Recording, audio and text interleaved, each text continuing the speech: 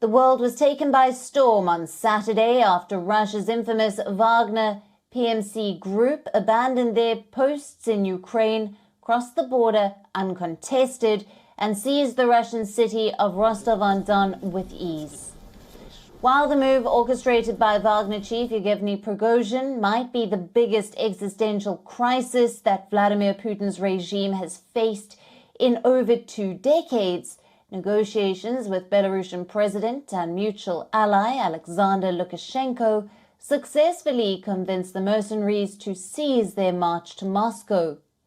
Reports say that Prigozhin will move to Belarus following the attempted mutiny, with Kremlin choosing to drop all charges against the Wagner chief. However, given the weight and scale of the incident, what does this mean for the Russian war effort and the troops aiding it, conscripts and mercenaries alike? Putin's critics have claimed this incident will damage the leader's carefully curated strongman image. Moreover, during the occupation of Rostov-on-Don, Prigozhin himself alleged that high-ranking Russian military personnel were misleading Putin on the progress of the war effort, specifically on the number of casualties. Furthermore, Lukashenko's successful intervention may strain the power structure in Moscow. The Belarusian president has historically played second fiddle to Putin. However, Lukashenko's role in defusing the mutiny showcases the leader as having done something Putin was unable to.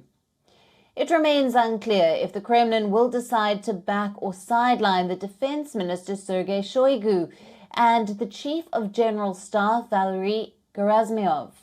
Now, architects of the Russian war effort, whom Prigozhin has slammed for a failure to supply the Wagner PMC with much-needed ammunition.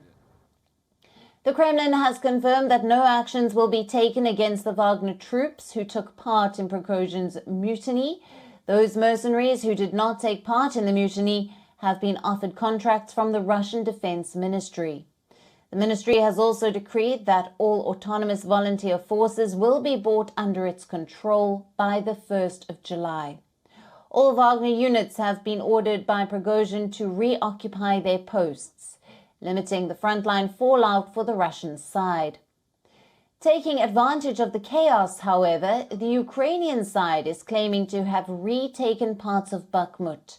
Deputy Defense Minister Hanna Maliar has claimed that the Ukrainian troops have made strides in the south.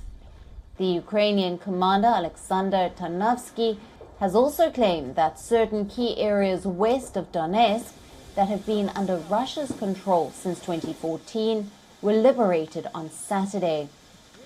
In conclusion, Wagner's brief mutiny has exposed Russia's failure to secure its war effort.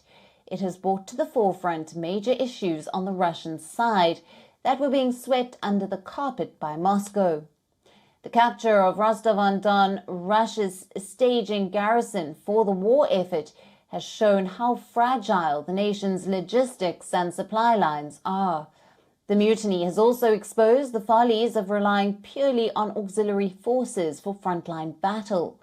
Auxiliary forces who have proven to be much more cohesive and driven than Russian conscripts in Ukraine.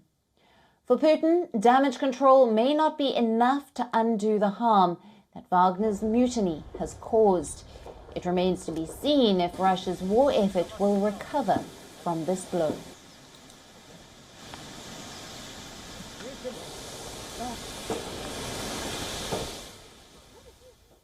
WION, now available in your country.